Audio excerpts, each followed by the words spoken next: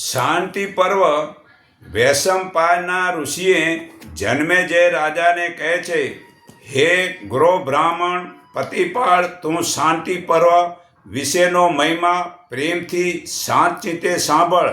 તે ધર્મરાજાને ગાદી ભોગવાને ફક્ત 7 જ દિવસ થયા એટલામાં પોતાનું કુટુંબ સાંભળી આવ્યું. તેથી પોતે ભીષ્મ દાદાની પાસે જઈ અને રડવા લાગ્યા.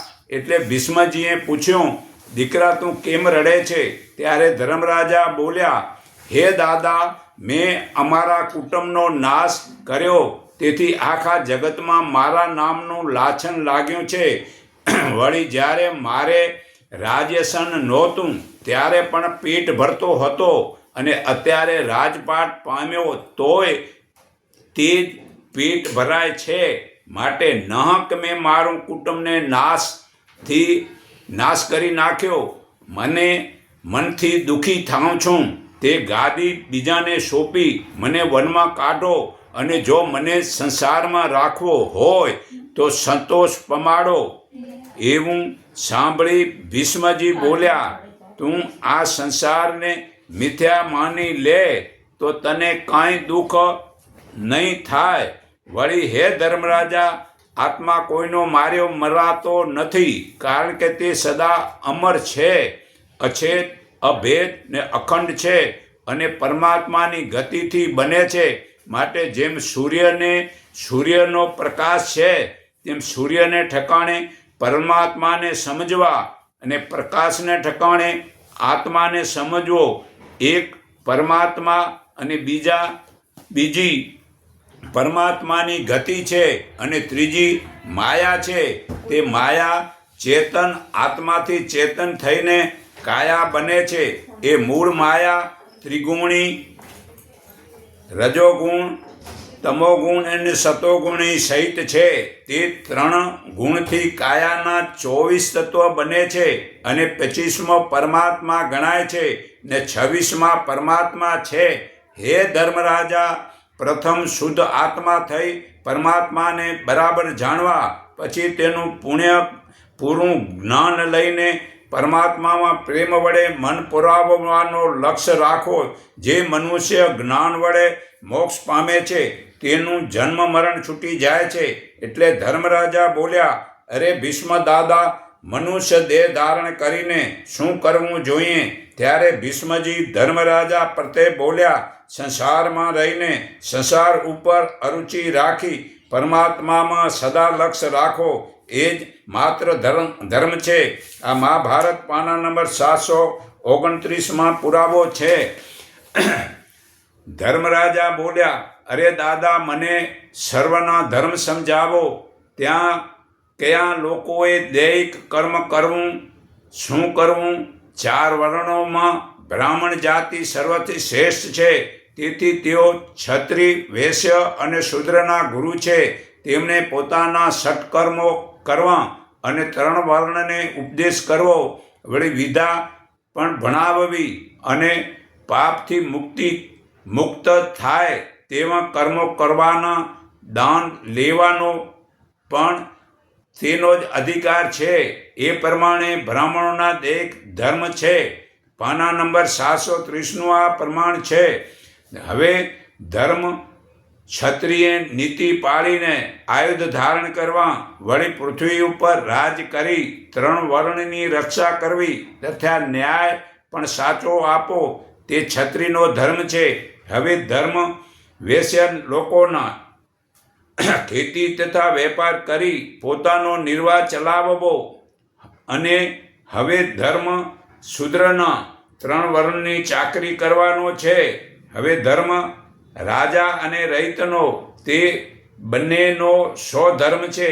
તો રૈતનો ધર્મ પોતાના રાજાને માતા પિતા જાણવાનો ધર્મ છે, અને રાજાનો ધર્મ પૃથ્વી ઉપર ઉપજ લઈને ચોરને શિક્ષા દેવી, જેની ભૂલ છે તેને શિક્ષા કરવી. વળી કોઈક અજ્ઞાની ફાવે તેમ બોલે તેનો મનમાં કોઈ વેર ન રાખવો. વળી સદાય કોઈ મોટો હોય, ચાહે કોઈ મોટો હોય કે નાનો હોય, પણ પક્ષ રાખ્યા વિના સાચો ન્યાય કરવો. જે પુરુષ ન્યાયાધીશ થઈ અન્યાય કરી ગરીબને દંડથી મારે છે તે 184માં પડે છે. જે ન્યાયાધીશ લાંચ લઈને ગરીબનો દુખી કરે છે તે નક્કી નરકમાં પડે છે. વળી પોતાના રાજ્યમાં પાપ શોધી કાઢવો એ રાજાનું ચતુરાઈ અને ધર્મ છે. જે શત્રુ અને પુત્ર વચ્ચેનો સરખો ન્યાય કરવો અને રહિતને બેટા બેટી જાણીને તેમને અતિ સુખ દેવું. રાજાએ રહિતને પૂછતા રહેવું, સુખીની ન પૂછવું, ફક્ત ગરીબોને જ પૂછવું. વગર વિચારે વેરો વધુ ન લેવો. શાસ્ત્રમાં શ્રદ્ધા રાખી બ્રાહ્મણોની સેવા કરવી. વિના અપરાધીને શિક્ષા ન કરવી. જે લાંચો ખાય તેને લકવો થાય છે તે પરમાત્માનો ચોર છે. આ સર્વ રાજાના ધર્મ છે. હવે સ્ત્રી અને પુરુષના ધર્મ જાણો. પુરુષ નીતિમાં રહીને પૈસા પેદા કરીને માતા પિતા પત્ની વગેરેને પોષણ કરવું. વળી સ્ત્રી નીતિમાં રહેતી હોય તો તેને કદી દુઃખી ન કરવી. આ સર્વે પુરુષના ધર્મ છે. વળી જે પુરુષ રૂપ જોઈને પોતાની સ્ત્રી છોડીને બીજાની સ્ત્રી સાથે હળે છે તેવા વ્યભિચારી પુરુષને રોગ થાય છે. હે ધર્મરાજા, હવે સ્ત્રીના ધર્મ સાંભળો. સ્ત્રીએ હંમેશા પોતાના પતિની આજ્ઞા પ્રમાણે જ વર્તવું. પતિને પરમેશ્વર જાણી સેવા કરવી. પતિના સુખે સુખ અને દુઃખે દુઃખ ભોગવું. પર પુરુષથી કદી નજર જોડવી નહીં. જો પતિ ઘેર ન હોય તો દર્ભાસનના આસને ઊંઘવું. પતિના પહેલાં કદી ભોજન ન કરવું. પતિ ઘેર ન હોય તો સારા શણગાર ન સજવા. પોતાના પતિના પગ ચાંપી તેના કયા મુજબ વર્તું અને દીનતા વાણી બોલી પતિને ખુશી કરવો જોઈએ. આ પાના નંબર 731નું પ્રમાણ છે. તે સ્ત્રી પુરુષના ધર્મ પાળે તે પરમાત્માને પ્રાપ્તિ કરે છે. હવે અજ્ઞાનીના ધર્મ જાણો. જે પુરુષને પરમાત્માનું જ્ઞાન નથી તેણે પ્રથમ વર્ત વચોલા દેવ દર્શન કરવા જોઈએ. વળી આમ તિલક માળા ધારણ કરીને હરિકથા સાંભળવી. સત્ય સમાગમ તથા ગુરુનું પૂજન કરવું. જ્ઞાનીની સેવા કરવી અને અનાજનું ધનનું વસ્ત્ર વગેરેનું શ્રદ્ધાથી દાન આપવું. આ સર્વે અજ્ઞાનીના ધર્મ છે. પાના નંબર 731નું આ પ્રમાણ છે. તે હવે જ્ઞાનીના ધર્મ સાંભળો. જ્ઞાનીજનને કર્મ કરવાની જરૂર નથી. તે તો સદા પરમાત્માના આનંદમાં રહે છે. તે માન અપમાન વગેરેનું સુખ દુઃખને ગણતો નથી. જ્ઞાની આ સંસારની બાજીને જૂઠી જાણે છે. વળી પરમાત્મામાં લક્ષ્ય રાખીને આત્મા સ્વરૂપે પરમાત્માને દેખે છે. તે સત્ય અસત્યને સારી રીતે સમજીને આનંદમાં રહે છે. વળી તે જગતની કેણીથી ડર્યા વિના નિર્ભય પદ પામે છે. જ્ઞાની પરમાત્માનો ઉપદેશ સમજાવે છે. જ્ઞાની પરમાત્માનો ઉપદેશ કરવો તે જ્ઞાનીનો ધર્મ છે. હવે ત્યાગી તથા ગૃહસ્થી વિશેના ધર્મ જાણો. આ સંસાર છોડીને સંન્યાસ લેવાનો અધિકાર બ્રાહ્મણનો છે. વળી 12 વર્ષ સુધી બાલ્ય અવસ્થા ગણાય છે અને પછી 12 વર્ષ એટલે 24 વર્ષ બ્રહ્મચાર્ય પાળવું. ત્યાર પછી 12 વર્ષે સુધી ગૃહસ્થાશ્રમ પાળવો. ત્યારબાદ વાનપ્રસાદ ભોગવું અને પછી સંન્યાસ લેવું. તે પછી પરમહંસ દીક્ષા વગેરે અનેક પ્રકાર છે. જો નાની ઉંમરમાં સંન્યાસ ધારણ કરે તો નક્કી માયામાં લેપાય છે. વળી બ્રાહ્મણ સિવાય 3 વર્ણમાંથી જો ત્યાગી બને તો 51 વર્ષે ત્યાગી થઈને એવો ધર્મ પાળવો. 5 યોજન વસ્તીથી દૂર રહેવું. કોઈનું જ્યોતિષ ન જોવું. કોઈની દવા કરી પૈસા ન લેવા. કોઈને જ્ઞાન કરી ગુરુ ન થવું. નારીનું દર્શન ન કરવું, તેનો પડછાયો ન લેવો, પોતાના સથળે બેસીને હરિસ્મરણ એટલે સ્મરણનો અર્થ થાય પરમાત્માને યાદ કરવા, નહીં તો વળી ધમકા પાડવાના મળી જાવ ક્યાંય. હરિસ્મરણ કરવું અને અનાજ ફળ ન મળે તો ભિક્ષા લેવા માટે જવું, વળી તેમાં સ્વાદ વિનાની ભિક્ષા લેવી, વળી ઘી ગળ્યું ખારું ખાટું તીખું વગેરે ન ખાવું, ત્યાગીઓએ દરભાસને જ બેસવું, વળી કોઈક અજ્ઞાની લોકો કહે તો પણ ખાટલે પાટલે કદી ન બેસવું. અને જાણી લો અત્યારે જેટલા મતલબ સન્યાસી થયા એ તો મતલબ ખાટલાને કહીએ તો ખાટલે તરત જ બેસી જાય રહ્યા. એટલે ત્યાંથી નક્કી કરવાનું જે આ સંસારીની વસ્તુ જે ઉપયોગ કરે ખાટલાને પલંગમાંથી, એ એકે હાચા ત્યાગી નથી કે હાચા સન્યાસી નથી, એવા પાખંડિયા છે. ત્યારે તો એ સુખ સગવડ ભોગવે છે.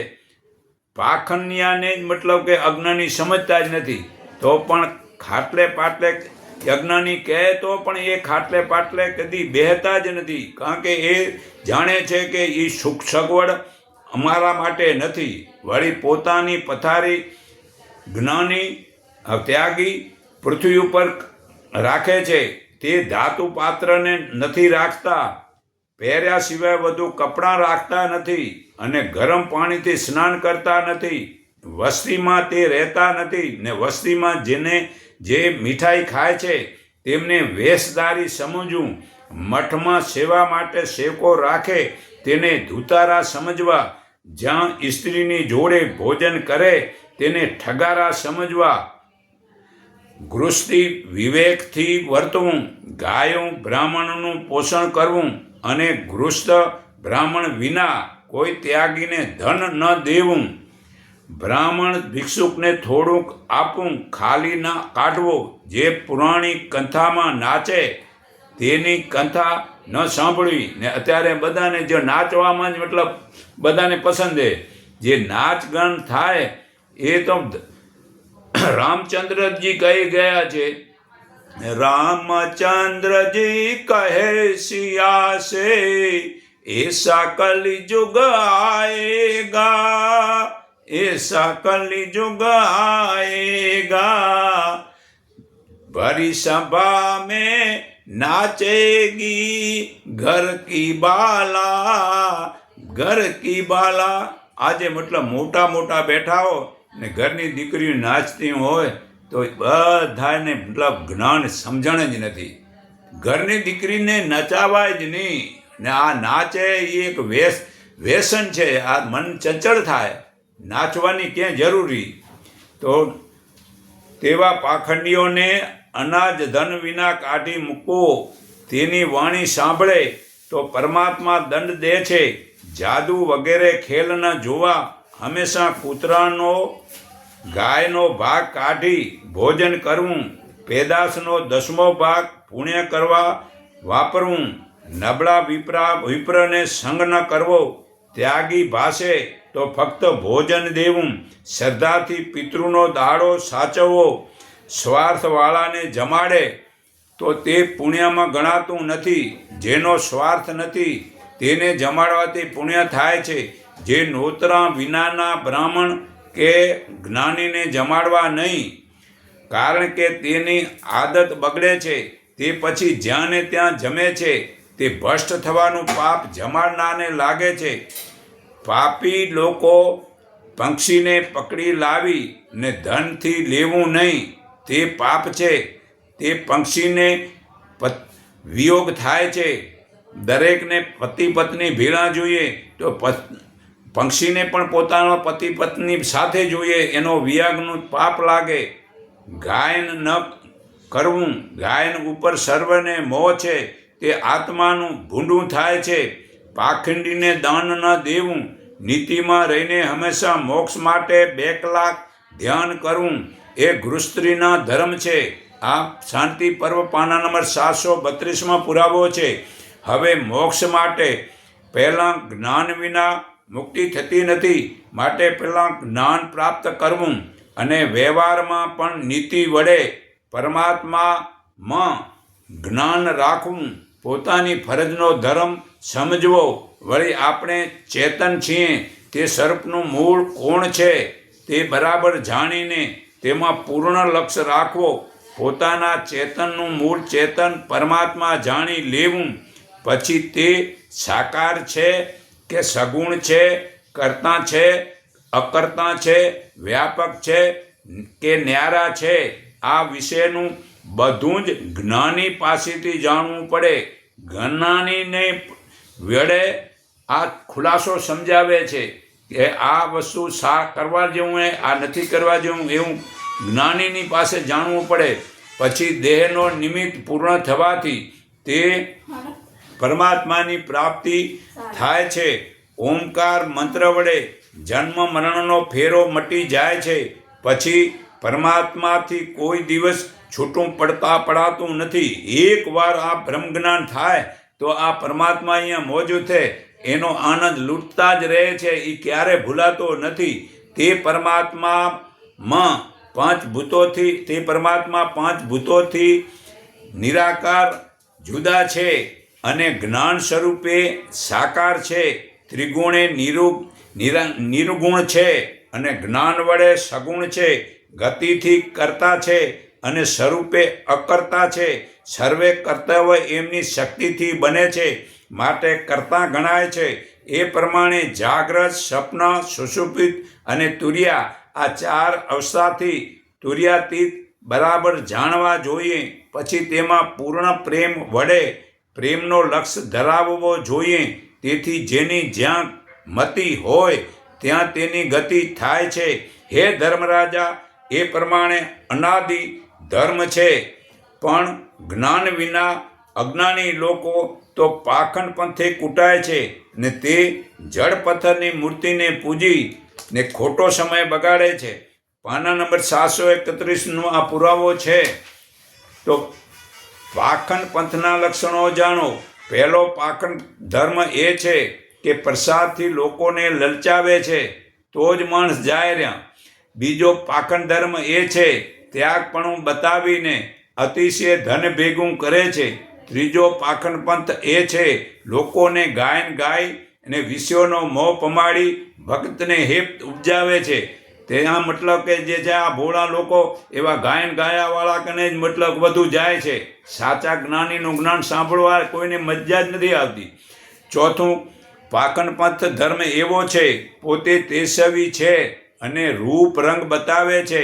પાંચમો પાખંડ ધર્મ એ છે કે ચમત્કાર બતાવે છે. હવે ચમત્કાર બતાવે, કોઈ પાણી મંત્રી દે કે કોઈ બી ખાવાની વસ્તુ મંત્રી દે, એ જન્મારો પાણી ને ખાવાનું હાલે. આવા ભોળા લોકો ખાલી ચમત્કારને મતલબ કે જે વાળાને સાચા માને. તો છઠ્ઠો પાખંડ ધર્મ ગાડી દોડાવે છે. સાતમો પાખંડ ધર્મ એવો છે કે તેઓ અનિતિથી મિષ્ટાન ભોજન કરે છે અને પછી મસ્તાન થઈને માલે છે. આઠમો પાખંડ ધર્મ ગુરુ સમણ કરાવી દેવ નામે ધન ભેગું કરે છે. તો જુદા જુદા શાસ્ત્રના શ્લોક ભણતો હોય, જુદા જુદા દેવોને પૂજતો હોય, પણ બ્રહ્મ જ્ઞાન થયા સિવાય હે અર્જુન બધાય કર્મ નિર્થક નકામા છે, આવું મતલબ સમજાવેલા કૃષ્ણ ભગવાન. હે ધર્મરાજા, એ પ્રમાણે ઘણા પાખંડ ધર્મ ચાલે છે. તેવા ધર્મને માન્ય કરનારો 184માં જાય છે. અસત્ય માયાની વસ્તુને સાચી કરી બતાવીને જે સત્ય પરમાત્માનું શોધન કરતો નથી તેનું નામ ખળભગત એટલે ગધેડો સમજવાનું. માટે હંમેશા જ્ઞાની પુરુષની સાથે સત્ય પરમાત્માનો સત્સંગ સાંભળી ને જીવનમાં ઉતારવું તે જ લોકોની ચતુરાઈ કહેવાય છે. મોક્ષની ઈચ્છાવાળા લોકોએ ખરું સાચું ગ્રહણ કર્યા વિના ખોટાને બાજીને પોતાની ઉંમર કેદી એળે નહીં ખોવી. જે મનુષ્ય જ્ઞાન જાણીને મોક્ષમાં જાય છે તે કદી માયા ઘંટીમાં આવતો નથી. જેમ ખીલડાને વળગેલો દાણો ઘંટીમાં પીસાતો નથી, તેમ પરમાત્માને પ્રાપ્ત થયેલો જીવ માયામાં આવતો નથી. અરે જે કણ ખીલડાથી ખસીને અળગો થાય છે તે બીજા કણોની માફક એ ઘંટીમાં દળાય છે. પછી તે રોટલો દેહની સાથે મળવાથી વિષ્ટા થઈ ગુંદા વડે બહાર આવે છે. પછી તે વિષ્ટાથી ભૂમિરૂપ બને છે અને ભૂમિથી પાછો અંશરૂપ કણ બને છે. એ પ્રમાણે એ કણદાણા અનેક સ્વરૂપ પામે છે અને જીવાત્મા 184 ભોગવે છે. આ પાના નંબર 735 પુરાવો છે. તો હે અર્જુન, સર્વ ધર્મ છોડીને તું મારા એકના શરણે આવ, હું તને સર્વ પાપોથી છોડાવીશ. તું શોક ન કર. આ ગીતા અધ્યાય 18:66 પણ પુરાવો છે. તો સર્વેમાં જે શરીરમાં કચરો પડ્યો છે, તે સમાધિ વડે ભાઈ ગરમ કરીને કાઢી લો. હવે પ્રાણીમાં 2 પ્રકાર છે. મનુષ્ય વિના પ્રાણી, પશુ, પક્ષી, વનસ્પતિ વગેરે સદા જીવરૂપ છે. હવે મનુષ્ય શરીરના 2 પ્રકાર છે. એક તો જીવ દશાનો છે, બીજો આત્મા દશાનો છે. જે મનુષ્ય આલોકને પરલોકનું 2 પ્રકારનું જ્ઞાન છે, તેમાં પરલોકના જ્ઞાનવાળો આત્મા પરમાત્માને પામે છે, પણ જીવ દશાનો જીવ તે પરમાત્મા થતો નથી. એવું સાંભળી ધર્મરાજાએ ભીષ્મજીને પૂછ્યું કે આત્મા અને જીવ એ બંનેની શું ઈચ્છા હોય છે ને તેમાં શું ફરક હોય છે? ત્યારે દાદા કહે છે, અરે ધર્મરાજા, જે જીવ છે તેનો લક્ષ્ય સદાકાળ માયામાં રહે છે અને જે આત્મા જ્ઞાની જીવ છે, આ આત્મા જ્ઞાની છે, તેનો લક્ષ્ય હંમેશા પરમાત્મામાં રહે છે. એ પ્રમાણે દાદાના વચન સાંભળી ધર્મરાજા આનંદ પામીને પૂછે કે હે દાદા, માયા તત્વમાં આગેવાન શું છે? ત્યારે ધર્મરાજાને કહે છે, માયા તત્વ કનક એટલે સોનું છે. તેથી સર્વ જીવ તે સોનાને ચાહે છે. તે માયાનું નામ લક્ષ્મી છે. તે બાઈ સર્વ જગાએ બેટી, સ્ત્રી, માતા બનીને રહે છે. તેમાં જે લોકો લક્ષ્મીને માતા રૂપે જાણે છે તે મનુષ્ય દેહનું સુખ ભોગવે છે, અને જે લક્ષ્મીને સ્ત્રી રૂપે જાણે છે તે નરકમાં જાય છે, અને જે બેટી તરીકે વાપરે છે તે પરમપદ પરમાત્માને પામે છે. ત્યારે ધર્મરાજા કહે છે, હે દાદા, તે લક્ષ્મી 3 પ્રકારે કેવી રીતે વપરાય છે તેનું જ્ઞાન મને સમજાવો. એવું સાંભળી ભીષ્મજી બોલ્યા, હે ધર્મરાજા, મનુષ્ય લોકો પણ 3 પ્રકારના છે. મનુષ્ય 3 પ્રકારના છે તે હું તને સમજાવું છું. ત્યાર પછી લક્ષ્મીની સમજણ કરીશું. મનુષ્ય લોકમાં 3 પ્રકાર એવા છે કે એક ઉત્તમ કોટીના, બીજા મધ્યમ કોટીના અને ત્રીજા કનિષ્ઠ કોટીના, એટલે કળયુગીયા સમજો. તેવા ઉત્તમ ને ઘેર લક્ષ્મી બેટી બને છે, મધ્યમને ઘેર માતા બને છે અને કનિષ્ઠને ઘેર સ્ત્રી રૂપી રહે છે. આ પાના નંબર 736 પુરાવો છે. તો કર્મકાંડ, ટીવી, મોબાઈલ, ક્રિકેટ વગેરે જોવાથી આ કચરો મનમાં પડે છે. તે સમાધિ વડે કચરો બાળવો છે. તે માટે પથ્થરની મૂર્તિ પૂજવાનું છોડીને હૃદયમાં આત્માની પૂજા કરવી છે. આ મૈત્રી ઉપનિષદ પાના નંબર 67 પુરાવો છે. પણ અત્યારે માણસોને આ ક્રિકેટ ઉપર એવો મતલબ પ્રેમ થયો છે. ભારતના લગભગ 50% માણસો આ ક્રિકેટ પાછળ ગાંડા થઈ ગયા છે. તેમાં 50 વર્ષની ઉંમરના પણ મતલબ કે જે છે ને રમવા જાય અને વળી ગેડા ખાય એને જોવે. તો આ ક્રિકેટ તો આ ભારતના માણસોને મતલબ કે જે આઝાદ થયા એનો કોઈ અર્થ જ સમજતા નથી. તો હવે ઉત્તમ લોકો એવું સમજે છે, લક્ષ્મીના કંથ ભગવાન વિષ્ણુ સિવાય બીજા કોઈ નથી, માટે તે લક્ષ્મી કૃષ્ણ અર્પણ કરે છે. તે કારણ કે વિષ્ણુની વામા એટલે વિષ્ણુની સ્ત્રી એ વિષ્ણુ ઘેર જ વળાવે છે, અને તેવા ઉત્તમ લોકો જરૂર મોક્ષ પામે છે. હવે ઉત્તમ લોકો ઘોરરૂપી બ્રાહ્મણ હસ્તક લક્ષ્મીને સાસરે વળાવે છે. જે ધન જ્ઞાની વડે વપરાય છે તે લક્ષ્મી પરમાત્માના ધામમાં જાય છે. હવે ઉત્તમ લોકોના લક્ષણ દયા, દીનતા, ક્ષમા, અહંકાર કરતા નથી. વળી બાળક સાથે બાળક જેવા, વૃદ્ધ સાથે વૃદ્ધ જેવા રહે છે, અને ગરીબ સાથે ગરીબ રહે છે, અને અજ્ઞાની સાથે મૌન રહે છે. વળી પોતાના મનમાં કીર્તિની ઈચ્છા રાખતા નથી, તે ઝઘડો કરતા નથી, તે સદા આનંદમાં રહે છે. વળી પોતાના પાડોશી વગેરેને વાપરવા આપે છે, તે બીજાને દુઃખે દુઃખ ભોગવે છે, અને બીજાના સુખે સુખ ભોગવે છે. વળી જ્ઞાની નૈતિક વૈરાગવાળો હોય છે. નીતિ વૈરાગવાળા તે પરમાત્માને યાદ કરે છે, અને માયાને દેહના નિમિત્તે ઓછામાં ઓછી વાપરે છે. જે વધુ જે વાપરે એ અજ્ઞાની છે, પણ આવું કોઈ સમજતા નથી. ઘણા તો વળી પાછા એવા કે અમે કમાઈને અમે વાપરી નહીં. અરે ગીતાજીના 4થા અધ્યાયના 21 શ્લોકમાં ભગવાન અર્જુનને કહેરા, હે અર્જુન, શરીર અને મનને વશ રાખી જીવન નિભાવ જેટલું કર્મ કરીશ તો પાપ નહીં થાય. જીવન નિભાવ જેટલું જો ઘરમાં ધન હોય તો આ વ્યસન ફેશન થાય જ નહીં. અત્યારે વ્યસન ફેશન કેમ વધ્યા કે જે આ જીવન નિભાવથી વધુ જ્યારે મતલબ કમાઈ રહ્યા, ખાવા ખાપથી વધારાના, તો અહીંયા ફેશન ને વ્યસન વધી ગયા છે. તો વળી પોતે હંમેશા સદ્ગુણી, શીતળતા, સંતોષ, શાંતિ વગેરેથી આનંદમાં રહે છે. અને જ્ઞાનની આ ઉત્તમ મનુષ્ય જ્ઞાનની સાથે સત્ય સમાગમ કરવાથી પોતે ખરા ખોટાની પરીક્ષા કરે છે. ઉત્તમ લોકો અજ્ઞાની ગુરુની દીક્ષાનું એટલે કે જ્ઞાન ધારણ કરતા નથી. એવા અનંત લક્ષણો ઉત્તમ જ્ઞાની લોકોના છે. વળી પોતે જ્ઞાન વડે માયા શું છે તથા ચેતન શું છે તે બરાબર સમજે છે. વિવેક તથા અવિવેક પણ જાણે છે.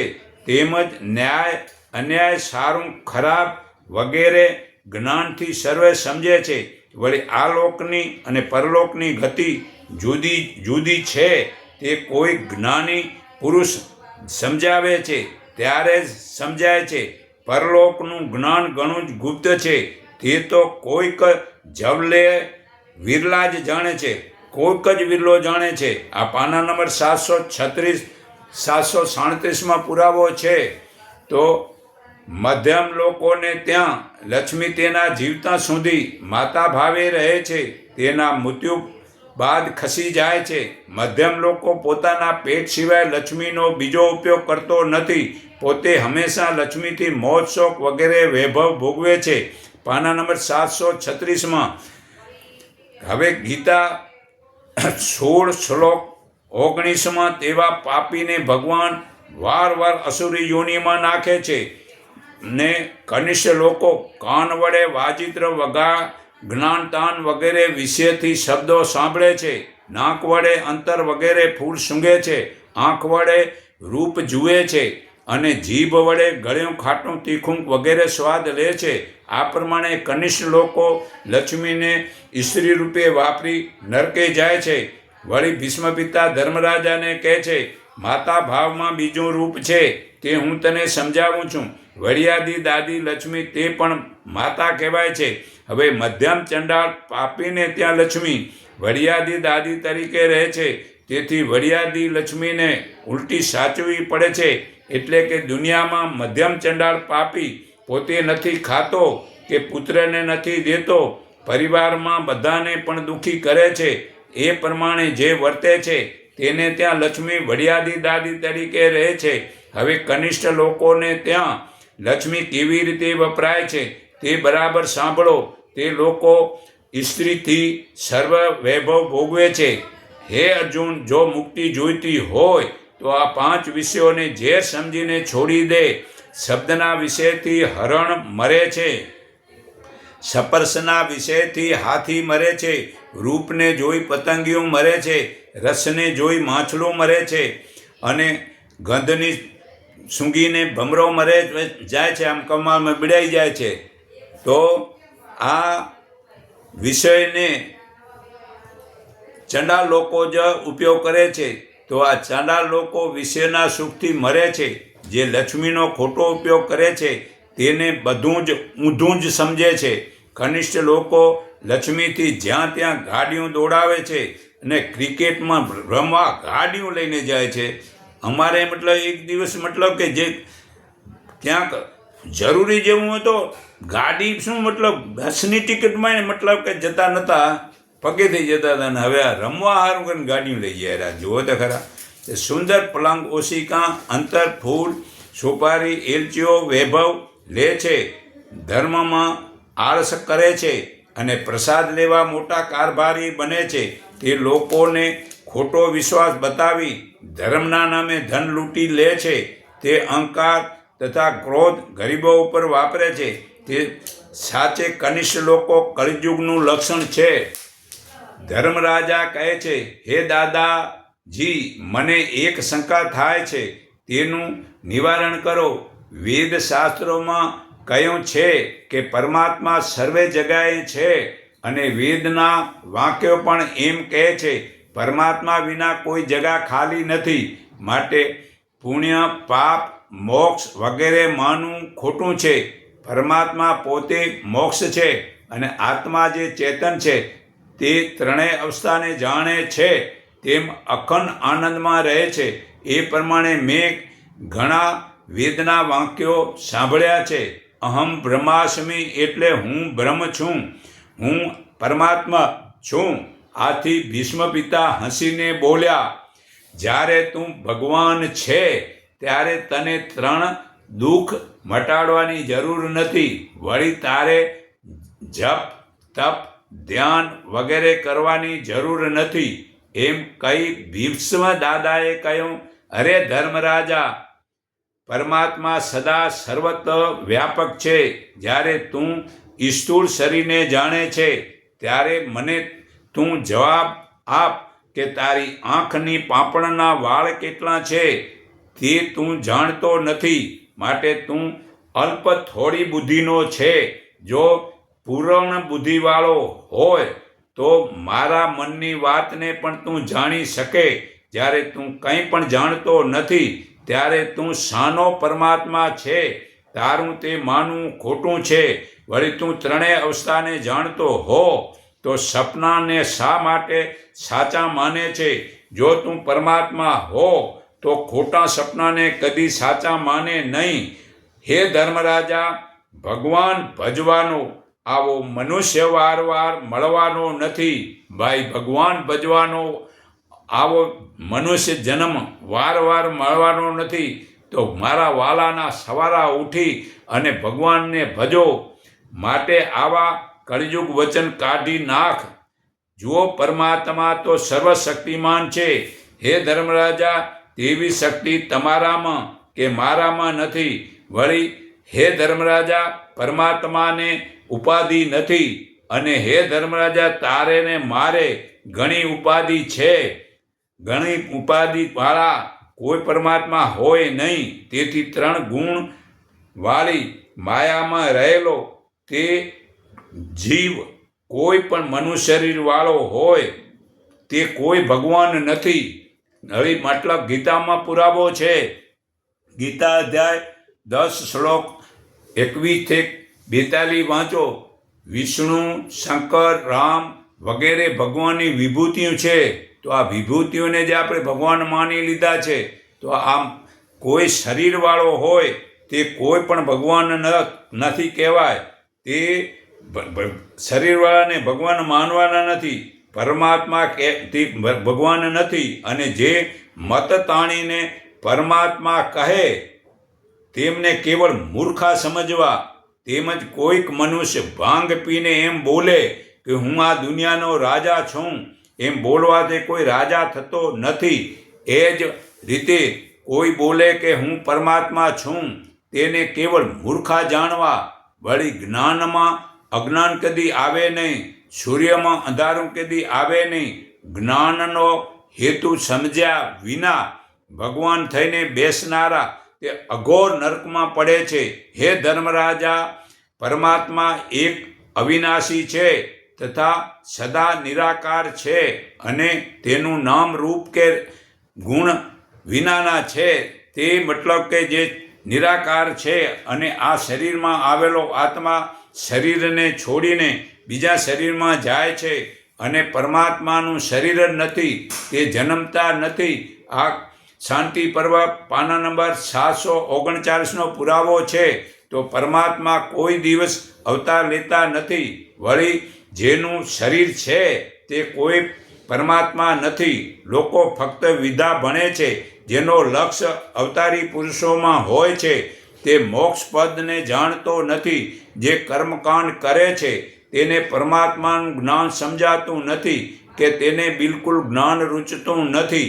જે જીવે ગયા જન્મે સહેજ જ્ઞાન જાણ્યું હશે, જે સહેજ જ્ઞાન જીવનમાં ઉતાર્યું હશે તો જ તેને જ્ઞાની પુરુષ મળશે અને તેવા જ્ઞાની પુરુષના સંગથી તે જીવનનું મૃત્યુમાંથી આવા જવાનું મટી જાય છે. તેમ કેટલાક જન્મોનું પુણ્ય હોય તેને આ તત્વજ્ઞાની મળે છે.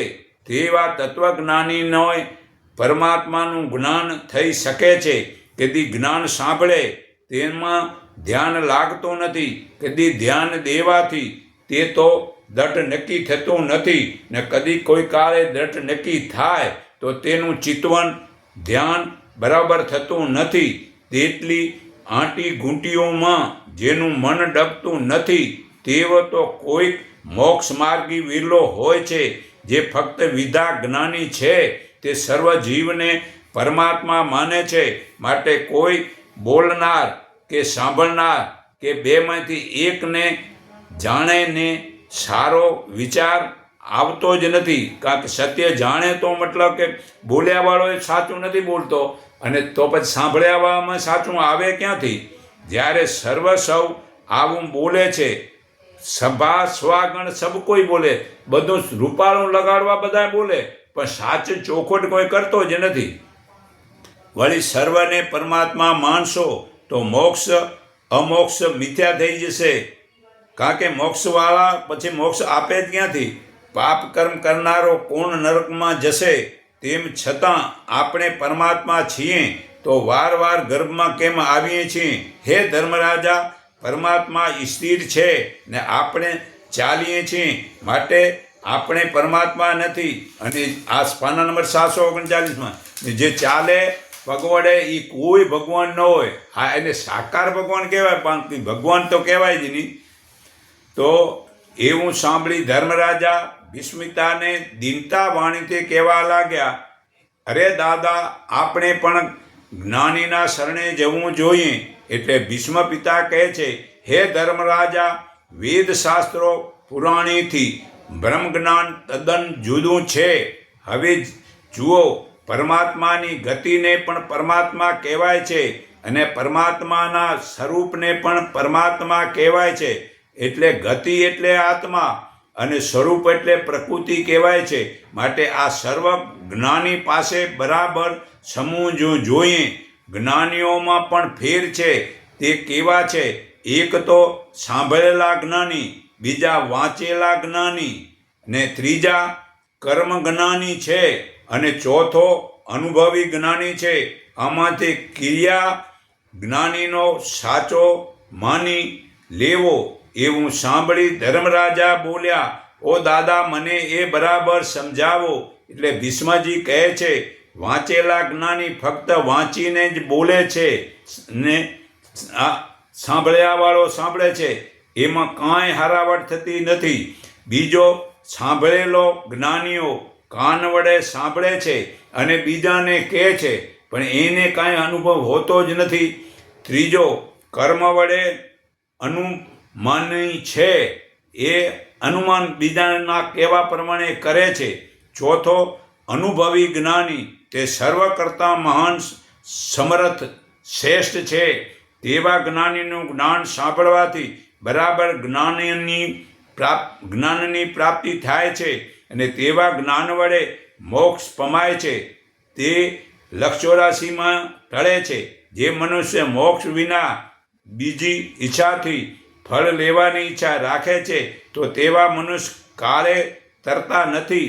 આ વૈશંપાયન ઋષિ જન્મેજય રાજા પ્રત્યે કહે છે કે શાંતિ પર્વ પૂર્ણ થયું અને તે શ્રદ્ધા વડે સાંભળી, તેથી તારી બ્રહ્મત્યા ઉતરી. એટલે પરીક્ષિતના પુત્રે બ્રાહ્મણને વિધિપૂર્વક દાન આપ્યા. 125 બ્રહ્મપારીઓ આપી 125 ઉપવીન દીધા.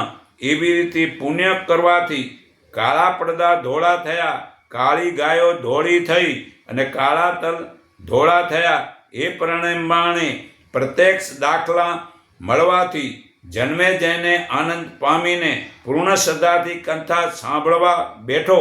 આ પાના નંબર 740નો પુરાવો છે.